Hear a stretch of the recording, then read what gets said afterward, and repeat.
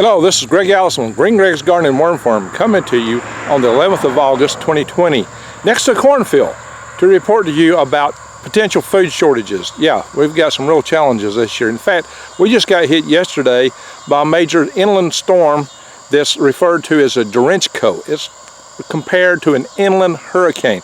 This was a storm 250 miles wide, actually a little bit better than that, that ran 100-mile-an-hour winds inland, starting in Nebraska, eastern Nebraska, and running through Iowa, a good part of Illinois, and even killing a person in Fort Wayne, Indiana.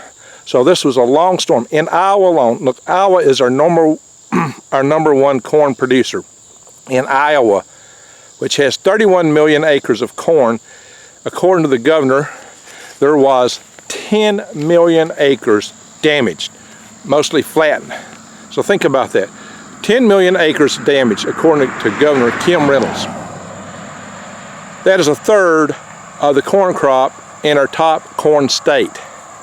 And Governor Reynolds had the following to say. Governor Reynolds says, "This morning I had a farmer reach out to me and say this was the worst wind damage to crops, farms, buildings that he had ever seen across the state in such a wide area." That's a pretty big statement. Now think about that. What happened? They had grain elevators, silos, basically all kinds of crop storage and irrigation equipment damage in addition to the crops. So it's not just the crops we've lost the capacity to store it. We may have lost food and grain that was already stored. So this is a major blow to the corn crop in the United States of America. How much so? A percentage? Well, that remains to be seen, what they can salvage, because when you knock this stuff down, the corn pickers of today don't pick corn up off the ground. You can see this corn here. This stuff's about ready to harvest. Look at those black tassels. This is a nice looking corn crop here, although this is kind of short. This is not irrigated, but those ears look pretty full, right? But when you knock it down, you can't get to it. So this is the worst time of the year to be losing your corn, because it knocks over easier, I suppose. Well, I guess it could at any time. But you definitely don't have much recovery at this time of the year. Early spring you might could replant. But yeah, that's a big loss, a major loss. Normally by this time the corn around here would be dry. It's still really green and it's August. Why is that? Well, because we had late season planting because of all the early season wetness, rain. Look at all these clouds up here. We've got an increase in cosmic rays, real high. Cosmic rays cause cloud nucleation. Cloud nucleation causes rain. It also leads to mold and damage to crops that's in the field in some places. It could also lead to early season frost in places. So some places further north where they're planting late, if they have early season frost, they could be at really risk. So we're facing some situations this year. That coupled with increase in buy-in from China, because China also has had major crop losses. 40% of their crops are grown in the Yangtze River Valley. I guess you've heard what's going on there, right? Major floods, just one after another, floods. So they've had major crop damage in the Yangtze River Valley, which produces 40% of the food grown in China. On top of that, they're facing locusts. Yes, a plague of locusts coming in from the west. Floods in the south. In the northern part, probably having a late plant, and perhaps even a early frost in northern parts of China too. So that's things they may face. So, you know, the jury is still out on how bad things will be in China, but China is already buying record amounts of grain around the world. So food prices are going to skyrocket.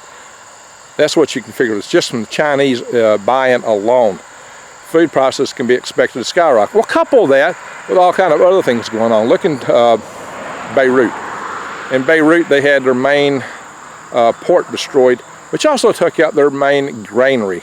Their big grain silos was taken out. They lost a lot of grain and the ability to import replacement for that. So people in Lebanon are going to be hurting, and they will try to get in replacement for what they've lost, and hopefully they do. Need to pray for those people there. But guys, ladies, gentlemen, we have major things on us. I mean, hey, in China, not only are they losing food, but the food they've got stored in their grain elevators, in their grain storage facilities, is rotting. Maybe it's the increased humidity. I don't know what the problem is. What they're finding in case after case. Pardon me, I am on the road right here. But I wanted to bring this to you from my field. It's almost dark. You know, after work, I have not a lot of time. I do have a day job. So I have to come out almost dark to shoot these videos. And I do some in the house at nighttime. So, here's what they're finding. Corn, this stuff, maize. When they reach down to pick it up, see the grains? It crushes like powder. The stuff is rotten. They won't even permit cameras enter near their storage silage facilities because they don't want people to know how bad it is in the grain silos, their granaries. Now, silage is, you know, the fodder usually, right? that gets turned into feed for animals. But they're really, really, really hurting for grain in China, Lebanon, and many other countries because, you know, we're having all kind. Look what happened in Australia last year. All kind of fires. So definitely, you can expect food prices to go up. This is why you need to prep. Go to prepwithgreg.com and get the food while you can for the prices you can. Right now, $100 off a 4-week supply of long-term storage food. I mean, we're talking breakfast, lunch, dinners, desserts, drinks, 2,000 calories plus a day, enough to get you by for an entire month. Good selection of food, prepwithgreg.com, 4-week supply, $100 off. Buy 12 of them, you got a year's supply. Or you can go in and buy a year's supply other ways, but gosh guys, that's an excellent deal. And you need to grow your own food because who knows what's going to be available next year. Who knows if you can even go to the store. Our food supply, our supply chain, perhaps even our power grid is challenged. You may not be able to go to the stores to buy seeds. You may not be able to order them even. Order now. Go to True Leaf Market, link below on my channel. Check the channel notes. Check my note. You can find True Leaf Market. Using the pin note also has a link to it. Get your seeds, garden, start now. Greg, I live in the city, I can't grow a garden. I got a whole video, I got videos on growing microgreens. You can grow a lot of food in microgreens in your living room, like I do, or in a closet, or a bedroom. There's a guy in Baltimore, he makes a living, sells over $100,000 worth of microgreens in one zip code. So these are things you could do. You could actually be a farmer in the city. Yeah. There are people that do that. So there's a lot of possibilities. Don't let your imagination box you in. But here's what you got to know. We are in for a rough ride. I'll be releasing a video probably tomorrow about the 5 top risks that's going to be facing our country the rest of this year. You want to see that. I want to record that tonight. So stay tuned. Watch for that video. Yeah, we got a lot coming at us. I definitely pay attention and watch for that video. We have a lot of stuff coming at us, but food security is a big one. That's one of the things I will mention in that video. Luckily here, the crop's looking pretty good. So the farmers here hopefully will do well. But last year, even in with crop shortages, everything sold cheap because the the USDA overestimated the crops, and so prices were down until later. So always the traders made the money, not the farmers.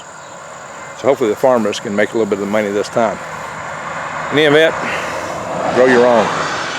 Buy local. Do these things I tell you. Buy local. Support your local farmers, your local economy. And let's bring strength back in our society. Also, you can join my tribe movement. Go to hal5space@aol.com. Link below. Put tribe in the subject matter. And I'm starting another group where we're going to be pushing for our freedoms. The Freedom Restoration Foundation. I'll announce that later. Put freedom in the subject line if you're interested in that. Or you put freedom and tribes. In any event, my friends, here's a crop. It's almost ready to harvest. Let's pray that no weather takes this out, that the harvesters come in here and pick it all. Corn pickers get it all out. And let's hope we're not hitting any more of these major disasters. Oh yeah, we just had a hurricane up the East Coast. So, you know, we could have more disasters before the year's out. Oh yeah, natural disasters is also one of the 2 topics. One of the 5 topics in that video I'll be doing tonight. In that video tonight, I'll be talking about global war. I'll be talking about civil war. I'll be talking about economic crises. And, you know, I'll be talking about natural catastrophes. So stay tuned. And I wish everybody well. Take care. And Just take care of your family. Go out and be the change you want to be. Go out and do something good in the world. Do something good for your neighbor, for your friends. Reach across the aisle, across the other sides that people think that we're all divided amongst. Let's heal this country. Thank you for watching.